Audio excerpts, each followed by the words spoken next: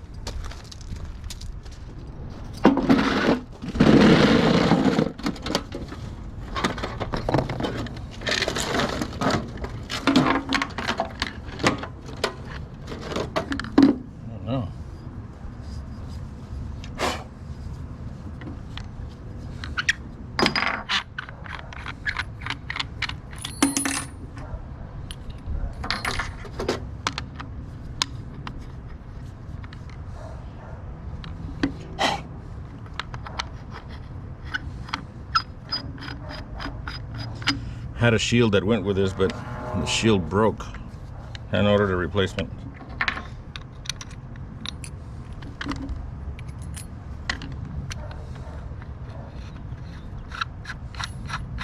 I have to be extra careful.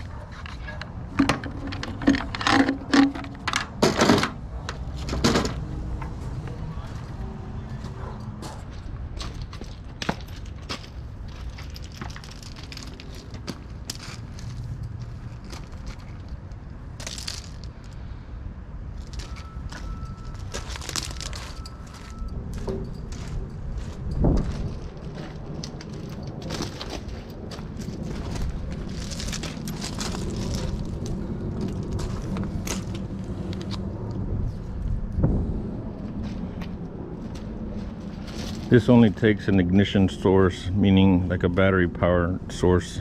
This comes with a little tail that you put onto a clamp, and basically you just strike an arc using a battery, and you'll see what I mean. But I use my welding machine just to strike an arc. Works the same.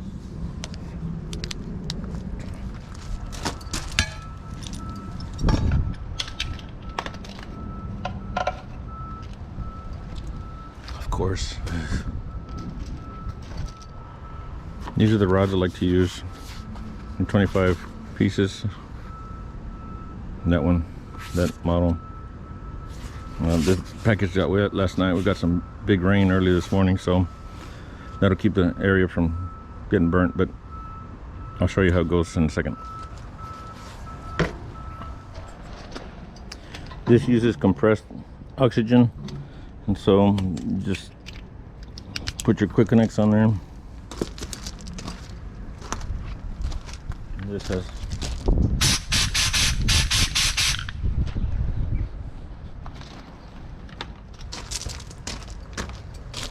I like using these coated rods because they tend not to rust. Sometimes they are a little harder to start because they won't want to strike an arc. So basically put this in there like that. Oh, I may have the wrong collet. But you squeeze onto it in there. There you go. And as you strike an arc, the oxygen will cause this, will come through the center of the tube and it'll cause this end to burn. And so so long as you got air flowing to it, it'll burn. Once you let off, it'll just shut off. But you need to strike an arc to initiate the start. And once you do, you just start pressing up on the metal. Oops. Right in here like this. And it's gonna go everywhere. It's recommended you wear, you know, heavy leathers and face shield protection, stuff like that. So you gotta be real careful with these.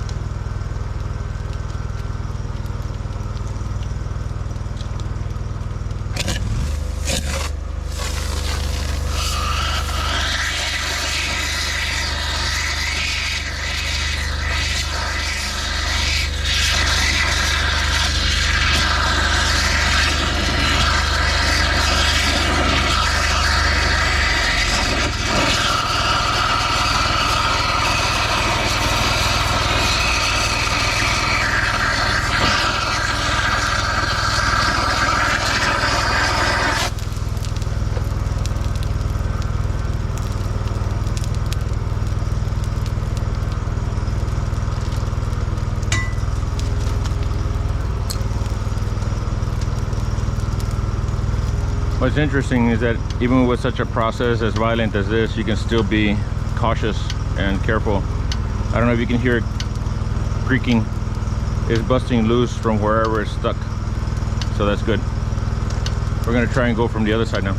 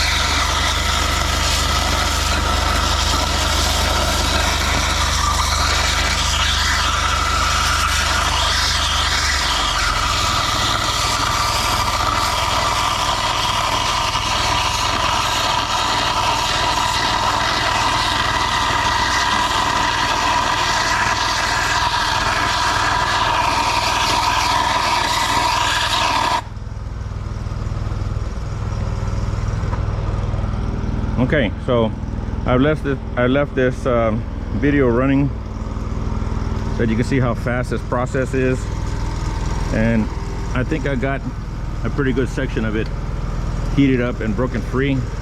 That piece is extremely hot, and as you can see, a lot of metal poured out. But now what I'm going to do, just to save some money, because these crazy rods are like $7 or $8 a piece compared to when you buy in a pack like this, so they're very expensive. I could continue going till I'm satisfied with how it's cut out, meaning that I normally like to pierce all the way up to the edge, but it looks like that'll be enough for now. And if not, you know, I can go back and cut some more, but here we're trying to save a little bit of money. So now that this whole piece is hot, I'm going to try and cool off the center of that pin with some water. Now, while it's a shock load from this to the pin, that's kind of what I'm looking for on the pin side. I'll put the water hose in there and it'll shrink the pin just a couple of thousandths while this still remains warm. So hopefully that will free it up, or that's enough to free it up so it'll tap right out. If not, we just hit it with a couple more rods and finish it out. So here, if you notice, I let go of the caps because the barrel's getting a little warm. I should have mentioned to the customer to have it extended further out, but I didn't. So I'll mention that you may need to look at that gland in there. But anyway, let's go ahead and cool this off so we can get that knocked out, or hopefully knocked out. Let's see how that looks. I'm gonna leave it running while I go get the hose, so that way you guys can see the timing. Here we go.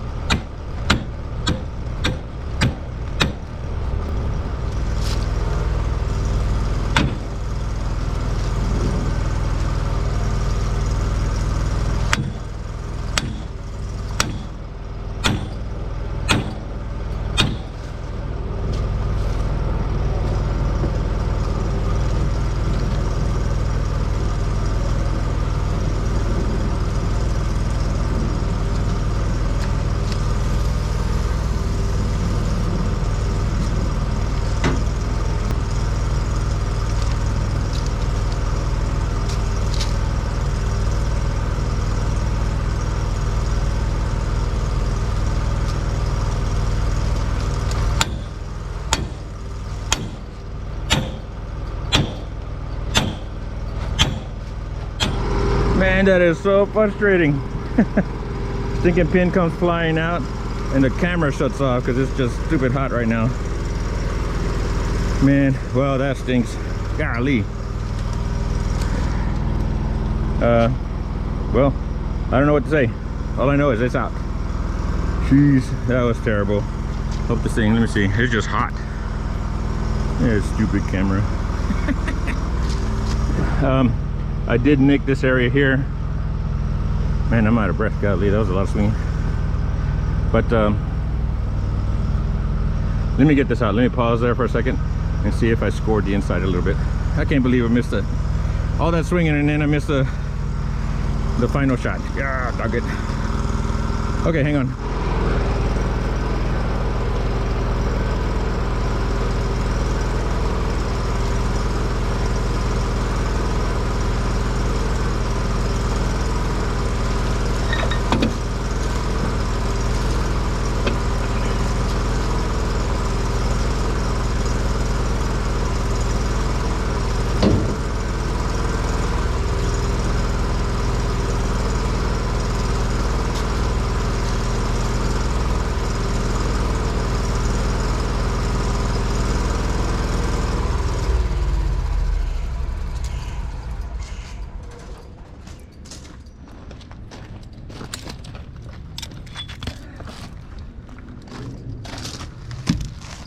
So you can see here, we didn't affect anything on the outside parent metal.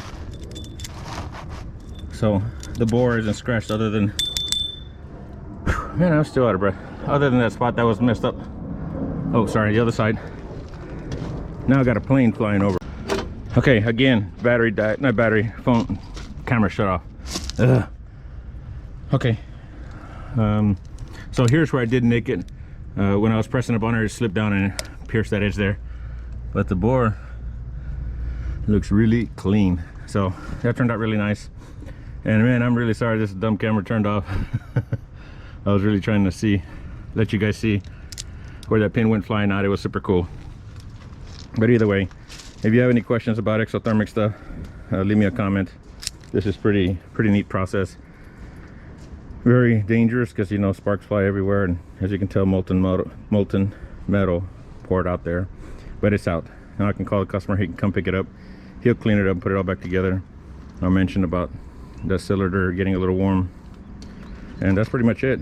Next project I got is this bucket here and this little guy here. Hopefully I can get those on camera too. Okay, so we'll catch you guys later. Thanks for watching, and we'll see you on the next one.